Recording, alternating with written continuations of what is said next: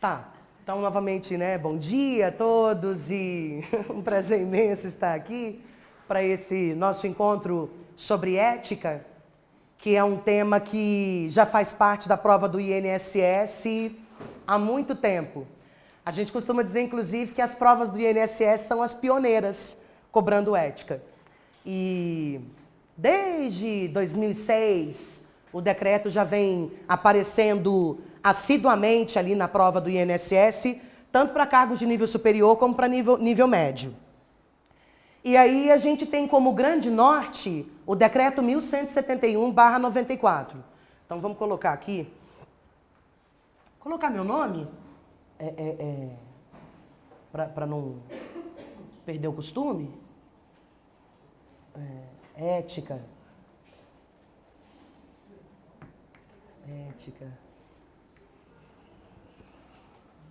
E eu estava falando que o nosso norte é o decreto 1171/94. Esse decreto aqui nada mais é do que o Código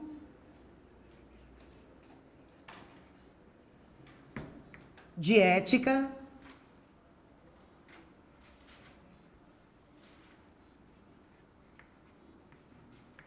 Profissional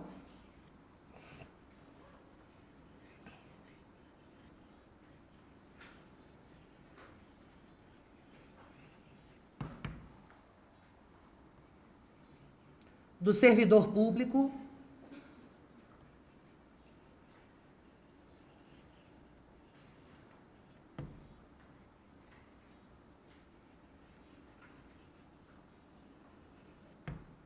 civil, porque os militares possuem o seu próprio código, do Poder Executivo Federal. Então isso quer dizer que cada um dos três poderes, ou melhor, cada um dos quatro poderes, né? A gente também trabalha aí com o quarto poder. Qual seria o quarto poder? O militar não, o Ministério Público e o Tribunal de Contas. A gente trabalharia ele como um quarto poder e eles também possuem os seus próprios códigos de ética. Então, cada um dos poderes tem o seu próprio código de ética. Então, esse código de ética, esse decreto que a gente vai estudar, ele não se aplica aos servidores do Legislativo, nem do Judiciário, e nem do MPU, nem do TCU. Esse é exclusivamente para os servidores do Poder Executivo Federal. Beleza? Do Poder Executivo Federal.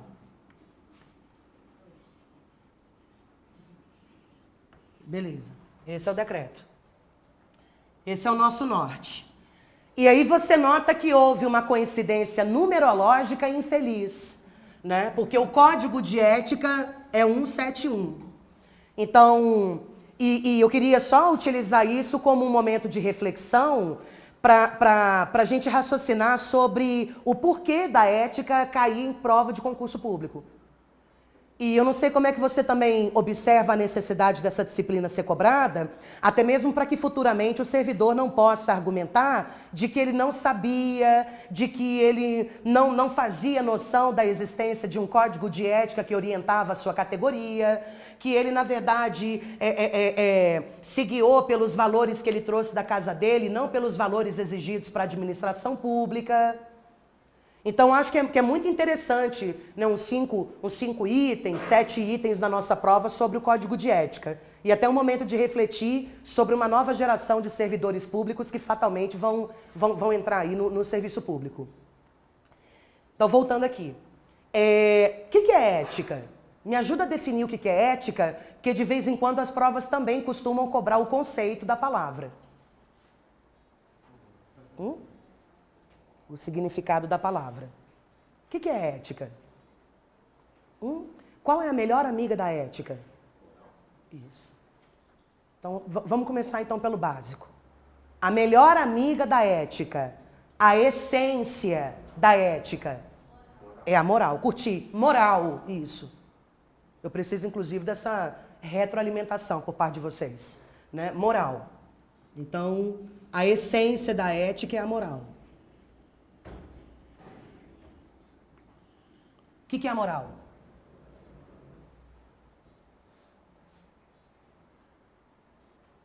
Quando você vai raciocinando, eu vou até buscar aqui o decreto 1171, que aí a gente vai falando e vai buscando nele cada raciocínio. Ó, tá lá no inciso tal. Adorei, pois é, pois é. Google, decreto, olha, é o primeiro, o mais buscado dos decretos. 1171, eu vou aumentar aqui bem. Esse aqui deixou. Aí agora vamos lá para o anexo. O Código de Ética. O Código de Ética Profissional do Servidor Público Civil do Poder Executivo Federal. Capítulo 1º, seção 1ª, das regras deontológicas. Segura aí. Vamos lá. O que é moral? Não. Tá saindo, hã? Adorei. Não foi? Não falou assim? São os costumes? Então, certinho. Eu não sei se você concorda comigo que cada sociedade tem a sua própria moralidade.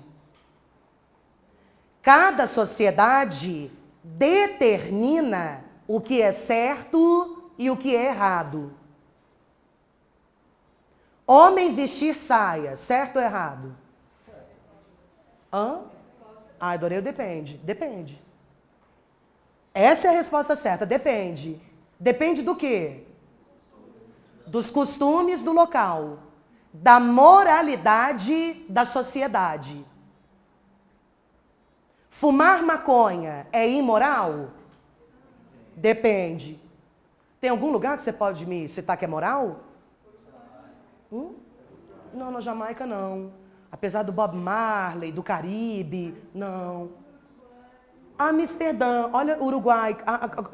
Eu queria usar mais o exemplo do Uruguai, porque saiu uma pesquisa recente, dizendo que usar maconha pode ser legal, mas para a maioria do povo uruguaio é imoral. Adorei. Como assim? Não, calma aí. Calma aí. Que o governo tenha legalizado o uso da cannabis sativa é legal. Mas para mim e para os meus valores, quem fuma isso é um imoral. Então eu queria te convencer de que quando a gente vive em sociedade, quando a gente nasce, a gente está sujeito não somente às normas jurídicas, às leis, mas a gente também está sujeito às normas sociais. Então, por exemplo, quando a gente nasce, nós menininhas, a gente fura a orelha, né? A maioria de nós, inclusive, já saiu da maternidade com ela furada. Eu lembro que as minhas primeiras fotos já tem um brinquinho. Aí dizem que a Gisele Bündchen, ela teve uma menina, né, a Vivian. E aí diz que ela estava nos Estados Unidos, ela veio passar uma temporada no Brasil e furou as orelhinhas dela. Aí quando ela voltou para os Estados Unidos, o Conselho Tutelar bateu na porta dela. E o Conselho Tutelar norte-americano queria explicações do porquê ela tinha feito aquela barbaridade com a menina, de ter furado as orelhinhas dela. E aqui para nós, brasileiras, isso é tão natural, para nós faz parte da nossa cultura, né? É um menino? Não, é uma menina, não está vendo o brinco? Né? Inclusive é um símbolo nosso de feminilidade, é o brinco. Alguma de nós não tem orelha furada? Eu não tenho, né? Ninguém, E quando não tem, eu pergunto, você é evangélica? Ela fala, sou. Porque tem algumas designações, alguns segmentos do protestantismo que são mais conservadores em relação a isso. Então, eu queria dizer para vocês que essa questão de moralidade, ela é muito particular de cada sociedade. Eu queria dizer para você que a moralidade, ela é muito forte sobre nós. E às vezes a gente não o que a gente quer ser, mas aquilo que o meio e a moralidade determinou que você tem que ser. Você se maqueia? Você tem saia? E por que você não tem? E por que você não se maqueia? É que você não gosta? Você acha que você não gosta. Você acha que você não gosta. Tá muito cedo? Às vezes a gente acha que gosta de uma coisa e a gente só gosta porque o meio determinou que a gente tem que gostar. Da mesma forma como o preconceito. O preconceito é uma construção social, que faz parte da moralidade do meio. Então, o que a gente tem que perceber é que a moral, ela faz parte, assim, né, definitivamente de toda a sociedade. Né? Então a moral é uma coisa muito forte. A moral ela faz parte da sociedade e a moral, de certa forma, ela também caracteriza uma sociedade. Né? Então, se eu falo para você, de repente, homem-bomba, você lembra de qual sociedade? Norte-americana? Como vítima, né? Não, queria que você falasse assim, qual sociedade tem... Irã? Era mais, é uma cultura mais da religião muçulmana. E também não de todos os muçulmanos, mas de um segmento muçulmano. E, de certa forma, o homem-bomba para sociedades muçulmanas, para determinadas sociedades muçulmanas, ele é um herói. Para nós, ele é um maluco. Então, a gente tem que ver que uma determinada atitude, ela pode ter diversas compreensões, dependendo do seu ponto de vista e de que valor você foi incutido, em que você foi criado. Então, isso é a moral. A moral são os valores. Ou a moral é o conjunto de valores. Vamos colocar aqui, moral. Primeiro, queria te dizer que moral vem do latim. Mores, que significa costumes.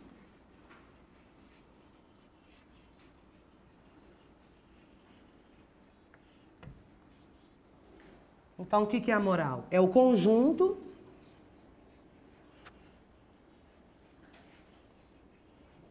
de normas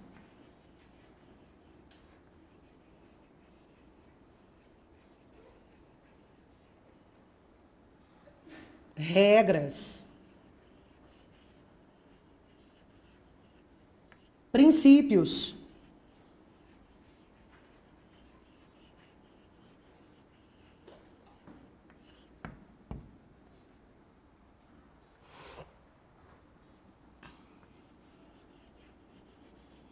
que orienta a conduta humana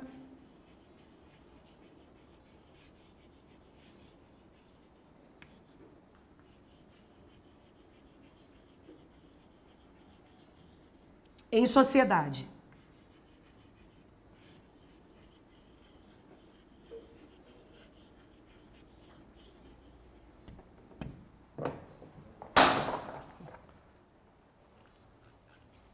Então, essa é a definição de moral. Então, moral são as normas. Não normas jurídicas, normas sociais. Não sei se você concorda comigo que a antropologia é uma das ciências mais voltadas ao estudo do homem. A antropologia é uma das ciências mais voltadas ao estudo da cultura. E é claro que uma das principais ferramentas da antropologia para entender a cultura é entender primeiro a moralidade da sociedade. Você concorda que em determinadas sociedades indígenas, quando um bebê nasce com síndrome de Down, o que é aconselhado? Matá-lo, de preferência vivo, inclusive. Ou enterrando vivo, ou jogando... enterrando vivo, ou então fazendo aqueles rituais também, aqueles sacrifícios, né? Enfim. Então, às vezes para nós, criados dentro de uma sociedade cristã, ocidental, é complicado a gente aceitar isso. E eu já ouvi, inclusive, relatos de antropólogos que estavam estudando ali a sociedade, pegaram um bebezinho, deram partida na lancha e foram embora. Então, de certa forma, o antropólogo agiu de maneira correta? Não. Ele agiu de maneira... de repente, para aquela sociedade que tem aquele valor de sacrifício do bebê. Então, você nota que a imoralidade, ela também depende do ambiente que você está. Às vezes, então, você está na sua casa e aquela atitude não é imoral na sua casa. Mas dentro do serviço público, aquilo ali já seria imoral. Porque a sua casa e a administração pública são sociedades dotadas de uma moralidade particular. Então, a gente tem que se policiar muito, porque a gente também costuma compreender, a gente também costuma entender que o indivíduo é um ator social e dependendo do palco onde ele desempenhe o papel dele, ele vai ter que desempenhar, né, de acordo com os valores exigidos ali.